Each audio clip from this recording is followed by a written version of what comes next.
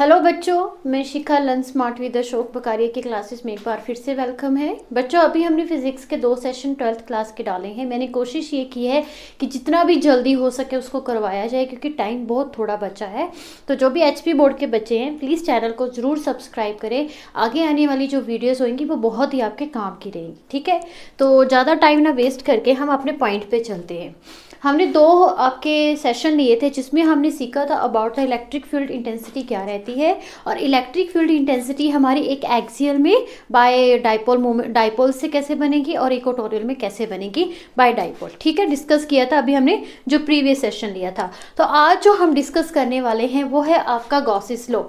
इससे रिलेटेड पहले मैंने आपको चार्ज डिस्ट्रीब्यूशन का भी करवा रखा है। अगर आपने पिछले सेशन देखे होंगे 2 तो आपको अच्छे से पता होगा कि मैं किसकी बात कर रही हूँ। क्लियर?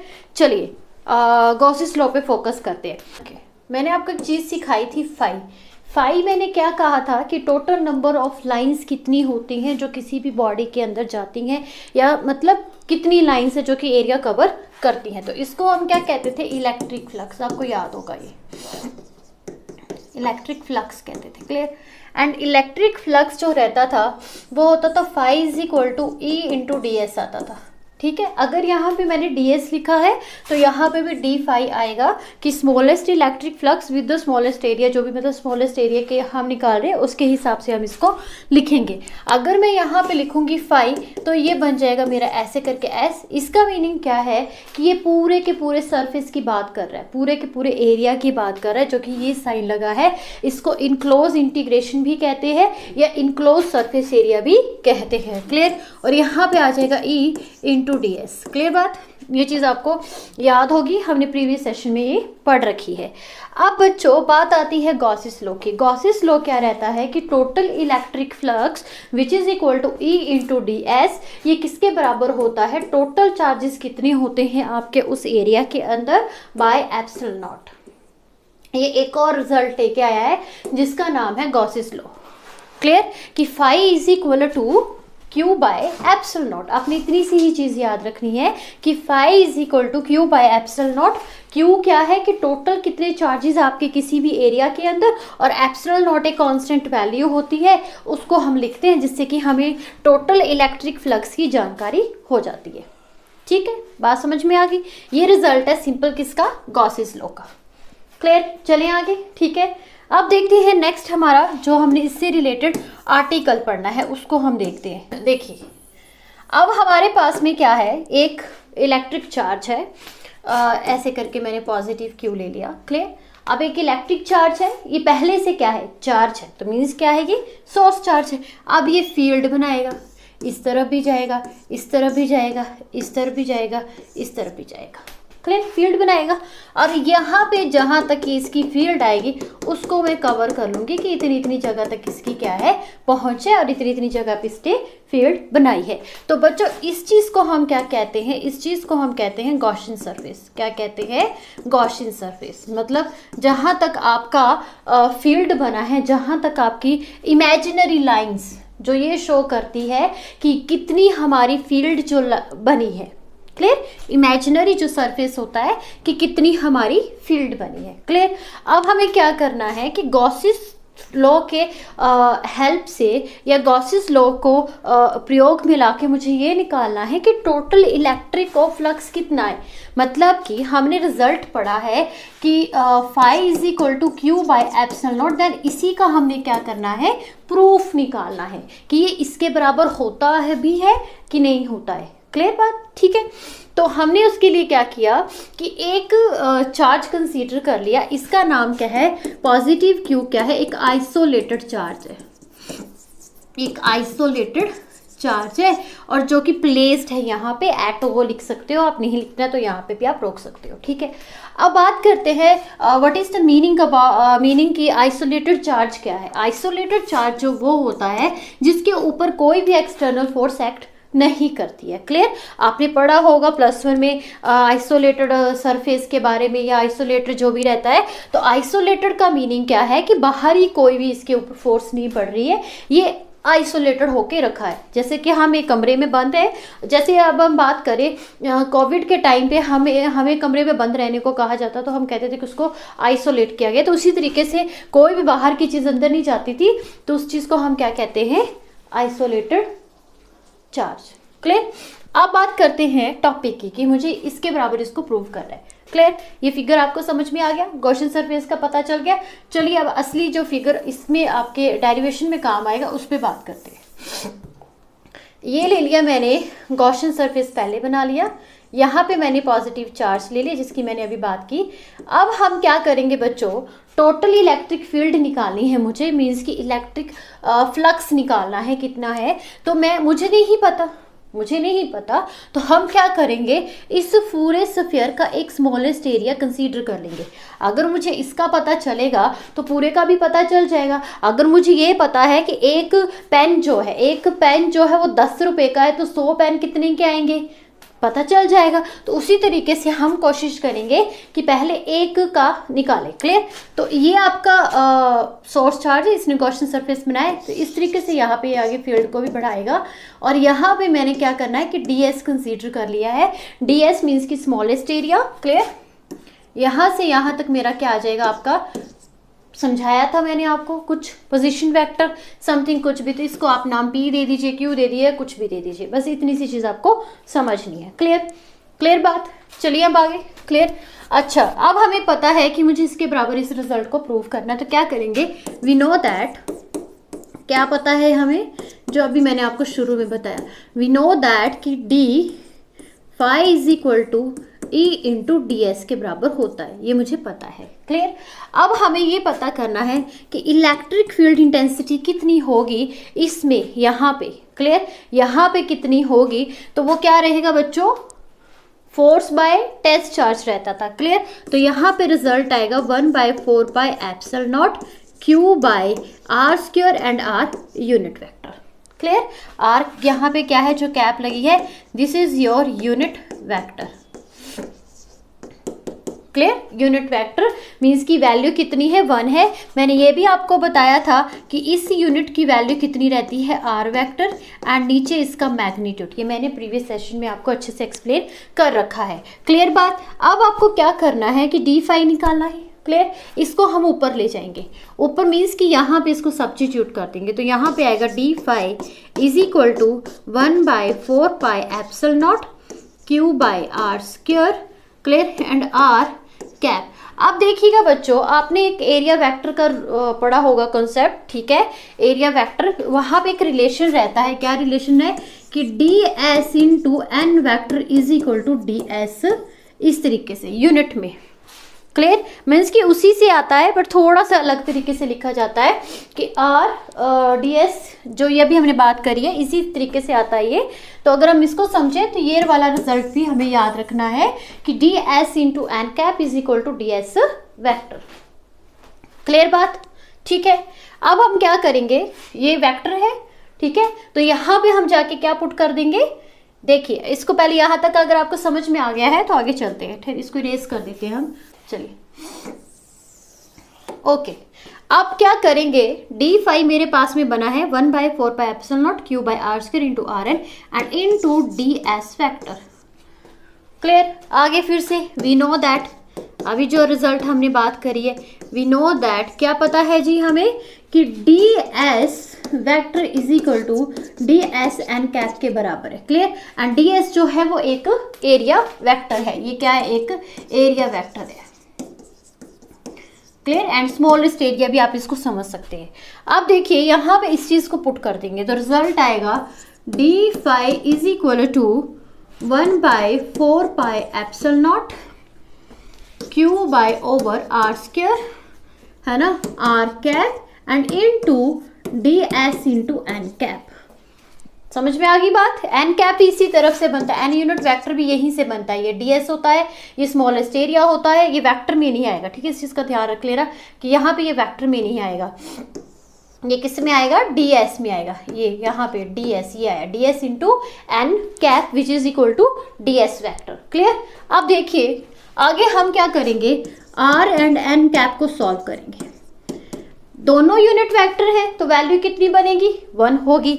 आर की भी 1 होगी, एन की भी 1 होगी। यूनिट वेक्टर की वैल्यू कितनी रहती है, 1 रहती है, ठीक है। 1 × 1 and both are lie in the same direction, ठीक है। आर आपका कैप भी इस तरफ से आएगा और आपका एन जो यूनिट वेक्टर होगा वो भी इस तरफ आएगा, तो both are lie in the same direction, that's by cos 0 degree, then answer is equal to 1। तो अब हम यहाँ पे इसकी वैल्यू को पुट कर देंगे, then d phi is equal to 1/4 epsilon. देखिए बच्चों, ये जो आर यूनिट है या आपका एन यूनिट है या एन कैप है, तो ये एक वेक्टर फॉर्म है, ये एक वेक्टर फॉर्म है, ये हमें डायरेक्शन दे रही है। तो हमने जब उसको मैग्नीट्यूड में लिखना है तो दोनों का जब रिजल्ट आएगा तो वो कितना आएगा, 1 आएगा। क्लियर बात, ठीक है। अब आगे देखिए, इनटू क्यू आर स्क्वायर, अब आर ये दोनों क्या हो गए, 1 हो गए, एंड इनटू डी एस हो गया। आ गया रिजल्ट सारा का सारा। अच्छा, अभी शुरू में हमने पढ़ा कि फाई इज इक्वल टू, ठीक है, ये रहता है S and E into D S, means कि इसको हम कैसे लिख सकते हैं, ऐसे करके डी फाई, कि इसको क्या करेंगे, हम इंटीग्रेट करेंगे। क्यों, क्योंकि हमने स्मॉलेस्ट एरिया लिया था, अब हमने बड़ा लेना है। तो यहाँ पे बन जाएगा ये फाई इज इक्वल टू, यहाँ पे आ जाएगा एस, जिसकी बात करेंगे वॉल्यूम की बात करेंगे देन वॉल्यूम लिखेंगे, एरिया की बात करेंगे एरिया लिखेंगे, सरफेस एरिया की बात करेंगे तो एस लिखेंगे। तो यहाँ पे आएगा 1/4 epsilon naught Q by R square and into D S, ठीक है। इन विच क्या आपके पास में कांस्टेंट है, Q 4 epsilon naught over R square constant, but D S जो है वो क्या है, स्मॉलेस्ट एरिया है, मूव कर रहा है। क्लियर, यहाँ तक समझ में आ गया है। इसको इरेज कर दे। अब आगे का देखते हैं कैसे करेंगे, इसको सारे को कर ही देते, ठीक है। अब देखिए हमारे पास में रिजल्ट आया है बच्चों, phi is equal to Q over 4 epsilon naught, ठीक है, एंड 1/r स्क्वायर, एंड यहाँ पे मैंने लिखा है ds, ठीक है। ds का जो सरफेस एरिया होगा वो होगा 4 r²। जब इसको इंटीग्रेट करेंगे तो ये s के इक्वल आ जाता है, then s is equal to 4 r² लिखा जाता है। आपको पता होगा कि डिफरेंशिएट और इंटीग्रेशन का जो साइन होता है दे कैंसिल ईच अदर, तो यहाँ पे जो बचता है अकेला s बचता है, ठीक है। Then phi is equal to 4 epsilon naught 1/r² and into 4 r², r² cancel out, 4 cancel out, then hence result is equal to q by epsilon naught, जिसकी हमने बात करी थी, ठीक है। तो गॉसिस लॉ को इस तरीके से हम क्या करते हैं, प्रूफ निकालते हैं कि आपका q बाय एप्सिलॉन नॉट के बराबर ऐसे आता है, ठीक है।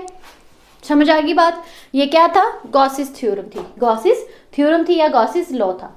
This is the expression of the Gauss's law in which Q is the total charge in closed area, epsilon naught is the constant value and phi is the electric total electric flux, जिसकी हमने बात की है, ठीक है बच्चों। अब इसी के साथ में एक चीज जुड़ती है, आपके स्पेशल केसेस। देखिए स्पेशल केसेस में क्या रहता है, क्वेश्चन जो बनता है आपका वो कई बार स्पेशल केसेस से बनता है। जैसे ऐसे बनेगा कि आप गॉसिस थ्योरम को निकालिए जब आपका उसके अंदर प्लेसमेंट के अंदर कोई भी चार्ज नहीं है, ठीक है। ऐसे बोलेंगे कि नो चार्ज, कोई भी चार्ज नहीं है। जैसे मैं यहाँ पे क्यू लिख रही थी, यहाँ पे कोई भी चार्ज नहीं है। जब कोई भी चार्ज होगा ही नहीं, कोई भी चार्ज होगा ही नहीं तो फील्ड बनेगी नहीं, बनेगी, कुछ भी नहीं होगा, फील्ड बनेगी नहीं। तो इस केस में हमारे पास में इलेक्ट्रिक फ्लक्स क्या आ जाएगा, 0 आ जाएगा। क्यों, क्योंकि चार्ज ही नहीं है, इज इक्वल टू 0। पहला केस ये आएगा आपके पास में। तो आपको पूरा एक्सप्रेशन क्या करना पड़ेगा, सॉल्व करना पड़ेगा। Q is equal phi is equal to Q by epsilon naught निकालना पड़ेगा। क्लियर, यहाँ तक निकालने के बाद आप क्या लिखोगे कि नो चार्ज, कोई भी चार्ज नहीं है, जिसकी वजह से इलेक्ट्रिक फ्लक्स बिकम 0। ये आ गया फर्स्ट केस। सेकेंड केस में ये पूछा जा सकता है कि अगर आपके पास में दो चार्जेस हैं, ठीक है, एक प्लस का है एक आपके पास में माइनस का है, इनका क्या है मैग्नीट्यूड सेम है but opposite in sign, then total कितना आएगा, इज इक्वल टू 0। तो इस केस में भी इलेक्ट्रिक फ्लक्स कितना बन जाएगा, 0, क्योंकि वी नो अबाउट दैट कि positive and negative sign cancel each other, that's why phi is equal to 0। Clear, इतना तो हम सभी को पता है कि फाई 0 क्यों होगा, क्योंकि हमने पढ़ रखा है कि जो चार्जेस होते हैं इनका जो करेक्टर्स होता है वो होता है एडिटिव इन नेचर, जिसकी वजह से एल्जेब्रिक सम की तरह इसको ऐड कर सकते हैं, जिसकी वजह से इसका सम क्या रहेगा, 0 रहेगा। तो चार्ज ही 0 हो जाएगा तो इलेक्ट्रिक फ्लक्स क्या निकलेगा, कुछ भी नहीं निकलेगा, रिजल्ट इज 0। ये बड़ा इंपॉर्टेंट है, ये बहुत ज़्यादा इंपॉर्टेंट है आपके गॉसेस थ्योरम, इसको अच्छे से समझ लीजिएगा। इससे रिलेटेड एप्लीकेशंस हो गई हैं, वो भी सारी क्या है, इंपॉर्टेंट है। ठीक है, चलिए अब आगे नेक्स्ट टॉपिक देखते हैं, इसका नाम है कि एप्लीकेशंस क्या है आपके गॉसेस लॉ की। तो एप्लीकेशन मैंने अभी बताया आपको कि इलेक्ट्रिक फ्लक्स क्या रहता है, फाई रहता है, and phi is equal to Q by epsilon naught क्या रहता है कि टोटल इलेक्ट्रिक फ्लक्स लाइंस कितनी रहेंगी किसी भी बॉडी के अंदर या किसी भी शेप के अंदर। तो वो हमारे पास में बाकी भी चीज़ों को निकालने में हेल्प करता है गॉसेस लॉ। मतलब ये रिजल्ट और भी जगह हमारा काम आता है, जिससे कि हम ये पता कर सकते हैं कि टोटल फील्ड लाइंस कितनी है। क्लियर, चलिए अब करेंगे कैसे, इसको समझिए इस बात को। मान लीजिए मैंने क्या किया है, एक लॉन्ग स्ट्रेट वायर लिए, ये सिर्फ क्या है, इसकी लंबाई है, इसकी कुछ भी नहीं है, चौड़ाई नहीं है और कुछ भी नहीं है और कोई डायमेंशंस नहीं है, ओनली वन डायमेंशन है जिसका नाम है लेंथ। क्या कंसीडर कर ली, बहुत ही लंबी ले ली, थोड़ा सा इसको स्मॉल करते हैं, एक छोटी सी इस तरीके से मैंने एक स्ट्रेट लॉन्ग वायर ले ली। क्लियर, अब इस लॉन्ग वायर के ऊपर क्या है, चार्जेस है, सारी जगह चार्जेस बिल्कुल डिस्ट्रीब्यूट करे गए हैं इक्वल इन साइज में। ठीक है, अब चार्जेस हैं तो ये फील्ड तो बनाएगा, नीचे वाला अलग से बनाएगा, ऊपर वाला अलग से बनाएगा। नीचे वाला चार्जेस इस तरीके से फील्ड बनाएगा, ठीक है, ऊपर वाला जो होगा वो इस तरीके से बनाएगा, और ये जो साइड के हैं वो इस तरीके से बनाएंगे। और ये जो डॉटेड मैंने लाइन लगाई है, मैंने अभी बताया है कि इसका नाम क्या है, गॉसियन सरफेस। तो ये गॉसियन सरफेस भी बनाती है हमारी एक लॉन्ग स्ट्रेट वायर। बना ली। अब देखिए इस लॉन्ग स्ट्रेट वायर ने क्या किया है कि 3 तरह पे इलेक्ट्रिक फील्ड बनाई है। एक यहाँ पे नीचे अगर आप देखोगे, एक इधर बनी है इस तरीके से सर्कल में बनी है, ऊपर भी यहाँ पे सर्कल बनी है, और एक बीच में बनी है जो कि एक सिलेंडर की शेप में, मीन्स कि यहाँ पे बनी है। ठीक है, तो इसका आप फर्स्ट नाम रख लीजिए, इसका सेकंड रख लीजिए और इसका थर्ड रख लीजिए, आपकी मर्जी, जैसे मर्जी आप नंबरिंग करिए। ठीक है बच्चों, बात समझ में आ गई। आप देखिए जो आपका डिस्टेंस है, जो आपका ये जो है इस तरफ से जो ये जा रही है, या इस तरफ या इस तरफ, ये है आपका ई, मीन्स की इलेक्ट्रिक फील्ड। और डिस्टेंस कहाँ पे है, यहाँ पे, ऊपर से नीचे, ये आ जाएगा आपका ds ले लीजिए, क्योंकि अभी तो ds भी नहीं आएगा क्योंकि इसमें सरफेस एरिया की बात नहीं है, तो l ले सकते हो आप, dl ले सकते हो कि स्मॉल जो लेंथ है dl ले ली। क्लियर, अब यहाँ पे मैं बात करें तो इस तरफ भी हमारा E आएगा, इलेक्ट्रिक फील्ड आएगा, और इस तरफ भी dl आएगी, बट ऐसा हम ले सकते हैं क्योंकि सर्कल बन रहा है तो ले सकते हैं। ठीक है, अब इस तरफ क्योंकि हमारे उस रिजल्ट में भी ds ही आता है। ठीक है, तो इस चीज़ का ध्यान रखिएगा। इस केस में क्या है कि दोनों एक ही डायरेक्शन में, ई भी इस तरफ है और हमारा ds भी इस तरफ है, बस इस केस में यही आपको समझने की ज़रूरत है। क्लियर, अच्छा, we know about the relation की रिलेशन क्या रहता है कि हमारे पास में Q बाय एप्सिलॉन नॉट होता है जो कि फाई के बराबर होता है, जो कि E इंटू ds के बराबर भी होता है, ये भी हमने पढ़ा है। और ये ds कब आएगा, जब यहाँ पे आपका d फाई लगेगा। इस चीज़ का ध्यान रखिएगा कि ऐसे नहीं कर सकते आप, जैसे मैं बता रही हूँ कि अगर आपको फाई लिखना है देन E इंटू एस, अगर ds लिखना है देन d फाई लिखना है, smallest electric flux with the smallest area in the vector form. Clear, चल गई बात पता। अब हमारे पास में 3 जगह पे बनती है इलेक्ट्रिक फील्ड, 2 जगह पे ऊपर और नीचे और एक बीच में। तो हमने क्या करनी है कि टोटल इलेक्ट्रिक फील्ड कितनी बनेगी, टोटल इलेक्ट्रिक फील्ड मीन्स कि अगर हम ds की बात करें तो वो आएगा आपके पास में क्या, s फर्स्ट का, पहले E इंटू ds, ठीक है, फर्स्ट में, उसके बाद सेकंड में, सभी का ऐड करेंगे ना,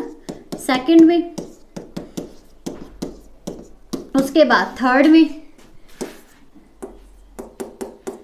में, तो ये आएगा E इंटू ds। देखिए अब यहाँ पे एक चीज़ को समझने की कोशिश करिएगा, है तो ये लॉन्ग वायर, है तो ये long wire with charge distribution है, लेकिन उसने एक जगह बना ली है। जैसे नीचे मैं बात करूँ तो सर्कल की बना ली है, ठीक है, उसका एरिया होता है, और बीच में उसने कौन सी शेप बना ली है बच्चों, एक सिलेंडर की शेप बना ली, तो जिसकी वजह से यहाँ पे हम SS लिख रहे हैं। तो इस बात से कभी भी कंफ्यूज मत होना कि ये तो एक स्ट्रेट लॉन्ग वायर है, तो इसमें इसका क्या काम है। इसका काम आएगा जब हम क्या निकालेंगे, टोटल चार्जेस निकालेंगे, ठीक है। होगी बात खत्म, चल गया पता। चलिए यहाँ पे DS लिख लिया। अब हमें क्या निकालनी है, आपकी इलेक्ट्रिक फील्ड इंटेंसिटी निकालनी है फॉर 1 पे, फॉर 2 पे, फॉर 3 पे। अगर हम बात करें जो आपके पास में थर्ड और सेकंड है, कौन सा, थर्ड और फर्स्ट है, ये दोनों क्या है, बोथ आर परपेंडिकुलर डायरेक्शन। क्या लिखेंगे, इन नंबर 1 एंड नंबर 2, ठीक है। इसके अंदर क्या है कि E एंड जो EDS जो है आर परपेंडिकुलर, यहाँ पे एंड लिख लीजिएगा, ठीक है। E and DS are perpendicular each other, जिसकी वजह से इसका मैग्नीट्यूड फॉर्म हम कैसे लिखेंगे, E into DS is cos 90 degree, cos 90, और ये आया इसका magnitude form, sorry vector form, ये मैग्नीट्यूड फॉर्म। तो रिजल्ट इज इक्वल टू 0। कब, जब वो परपेंडिकुलर डायरेक्शन में थे। अब जो हम नंबर 2 पे देखेंगे, इन द नंबर 2 में क्या है कि E and DS are lie in the same direction,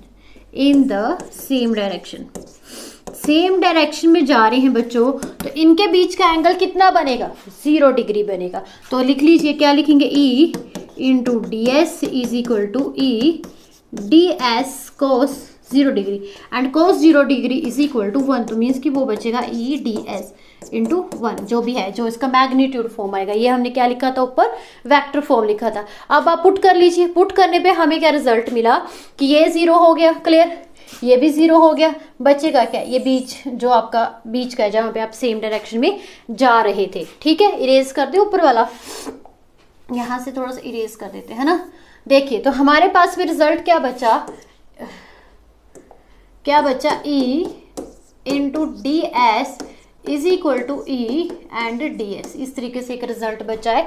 अब हमें क्या लेना है, इलेक्ट्रिक फील्ड इंटेंसिटी लेनी है, और क्या लेना है, आपका जो टोटल चार्जेस है, मीन्स की क्या लेना है, Q बाय एप्सिलॉन नॉट निकालना है। इसको हम लिख देंगे कि ये क्या है, d फाई के बराबर है, क्लियर, ओके, ठीक है। तो देखिए अब हमारे पास में ये बन गया d फाई, इसको सभी को इरेज कर दे, अगर नीचे वाला आपको समझ में आ गया तो इरेज कर देते, फिर हम अगली जो मुद्दे की बात है उस पर चलते हैं, ठीक है। अभी हम बात किसकी कर रहे थे बच्चों, कि गॉसेस थ्योरम हमारी क्या काम करती है, हमें टोटल इलेक्ट्रिक फ्लक्स देती है। अब देखिए इलेक्ट्रिक फ्लक्स का सीधा सीधा संबंध किससे है, इंटेंसिटी से है, ठीक है। किसी चीज की इंटेंसिटी कितनी है उसकी फील्ड पे डिपेंड करेगा। तो अब हम इसकी हेल्प से इंटेंसिटी को भी सॉल्व कर सकते हैं, क्लियर बात। देखिए अब क्या करेंगे, ये यहाँ तक अगर समझ में आ गया है तो समझिए आगे को, आगे जो बात है। अब हमारे पास में आर्टिकल है क्या कि phi is equal to Q by epsilon naught होता है, ये हमें पता है, ठीक है। एंड ऑल्सो किसके बराबर रहता है, E इंटू DS के बराबर भी रहता है। तो ये इस तरीके से मैं इसको बराबर लिख सकती हूँ, लिख सकते हैं इसको बराबर, लेकिन यहाँ पे DS है तो इसको हम इस तरीके से मेंशन करेंगे कि अब हम इसको आगे चल के इंटीग्रेट करेंगे, क्लियर। अगर आप यहाँ पे अकेला लिख रहे हो, जैसे कि मैं वही वाली बात है कि अगर फाई लिखना है then E into S, then अगर D फाई लिखना है देन E इंटू DS लिखना है, अगर फाई लिखना है then integration E into DS लिखना है। तो इन चीज़ों के आप मतलब समझ लीजिए कि किस तरीके से किस तरीके को हम लिखते हैं, ठीक है। आई बात समझ में, क्या कहना चाह रही थी मैं। अब देखिए अब हम इससे टोटल फ्लक्स निकालेंगे, फ्लक्स से ही हमें मतलब इंटेंसिटी से पता चलेगा कि किसका फ्लक्स कितना हो सकता है, ठीक है। अब देखो हमने रिलेशन पढ़ा क्या, lambda is equal to Q by L पढ़ाया था मैंने, लीनियर चार्ज डिस्ट्रीब्यूशन। तो मुझे टोटल चार्जेस चाहिए क्योंकि मेरी शेप क्या है, एक लॉन्ग स्ट्रेट वायर है, clear. Then total charges result आएगा lambda into L is equal to Q। तो आप यहाँ पे इसको पुट कर दोगे तो यहाँ पे आएगा S E into DS is equal to lambda L by epsilon naught. Clear. आप ई आपका कांस्टेंट है, बाहर ले लीजिए, ds को आप इंटीग्रेट कर लीजिए, then lambda L by epsilon not. तो ये कौन सी शेप बन रही है आपकी? सिलेंड्रिकली शेप बन रही है। तो सिलेंड्रिकली शेप का सरफेस एरिया क्या रहता है? 2 pi R L is equal to lambda by epsilon naught. Clear? ठीक है, यहाँ तक समझ में आया? अब आप चाहो तो एप्सिलॉन ई की वैल्यू यहाँ पे पुट नहीं करनी है, क्योंकि मैंने अभी आपको बताया कि कितनी आपकी इलेक्ट्रिक फील्ड होगी वो आपके चार्ज की इंटेंसिटी पे डिपेंड करती है, जिसकी वजह से हम यहाँ पे क्या निकाल रहे हैं? ई निकाल रहे हैं। तो अगर मैं बात करूँ तो आपके आर्टिकल का क्या नाम होगा कि आप इलेक्ट्रिक फील्ड इंटेंसिटी निकाल रहे हो एक स्ट्रेट लॉन्ग वायर की बाय गॉसिस लॉ। किसके थ्रू? बाय गॉसिस लॉ के थ्रू। क्लियर? अब यहाँ पे रिजल्ट आ चुका है, काफी हद तक हमने इसको निकाल लिया है। अब इसको सॉल्व कर लेंगे हम, ठीक है? ई को निकाल लेते, दूसरे को दूसरी तरफ ले जाते हैं। Then E is equal to 1/2 pi R L into lambda L by epsilon naught. L से एल कैंसिल हो गया। Then E is equal to 1 lambda by 2 pi epsilon naught and 1 by R. देखिए जो r है वो हमारा change होता रहेगा, एक वेरिएबल फॉर्म में आ जाता है। Then e is equal to directly inversely proportional to 1 by R. तो ये हमारे पास में क्या रहेगी? ये मैंने क्या निकाली है? Electric field. क्या निकाली है? Electric field intensity. Electric field intensity of a straight long wire with the help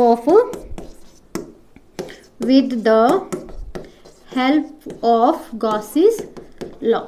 clear? Gauss's law के थ्रू मैंने क्या निकाली है? इलेक्ट्रिक फील्ड इंटेंसिटी निकाली है एक स्ट्रॉन्ग स्ट्रेट वायर की। Is that clear? ठीक है, तो बच्चों अगला जो सेशन रहेगा हम इसकी और एप्लीकेशन डिस्कस करेंगे। आपको सिर्फ इतना करना है, छोटा सा आपको मैंने बहुत से काम दिए हैं, एक और काम मैं ऐड करती हूँ। आपको मुझे कमेंट करके ये बताना है कि इससे रिलेटेड स्फीयर का आर्टिकल आपकी बुक में है या नहीं है, मतलब पेपर के अकॉर्डिंग आता है या नहीं आता। स्फीयर किसका? स्फीयर का अगर वो निकालना है मुझे, चार्ज डिस्ट्रीब्यूशन का निकालना, अगर करवाया है तो हम जरूर इसको डिस्कस करेंगे, अगर नहीं करवाया है तो पेपर के पॉइंट ऑफ व्यू से हम इसको स्किप करेंगे, क्योंकि अभी इतना इंपॉर्टेंट नहीं होगा तो हम इसको नहीं पढ़ेंगे। तो ठीक है, तो प्लीज़ जो भी बच्चे वीडियोस देख रहे हैं, जो समझ रहे हैं फिजिक्स को, उसमें आप कमेंट करके मुझे सिर्फ इतना सा बता दीजिए कि स्फीयर का आपको करवाया है, मीन्स कि पेपर में आना है, आपके सिलेबस में है। अगर है तो ठीक है, नहीं है तो हम उसको नहीं करेंगे। क्लियर? बच्चों प्लीज़ वीडियो को लाइक भी ज़रूर कीजिए। आप लाइक नहीं कर रहे हो, देख रहे हो बट लाइक नहीं कर रहे हो। शेयर भी करें, शेयर भी करना बहुत ज़रूरी है, और चैनल को भी सब्सक्राइब करें ताकि और भी वीडियोस आपको इस तरीके से मिलती रहें। तो आज के लिए इतना ही, थैंक यू।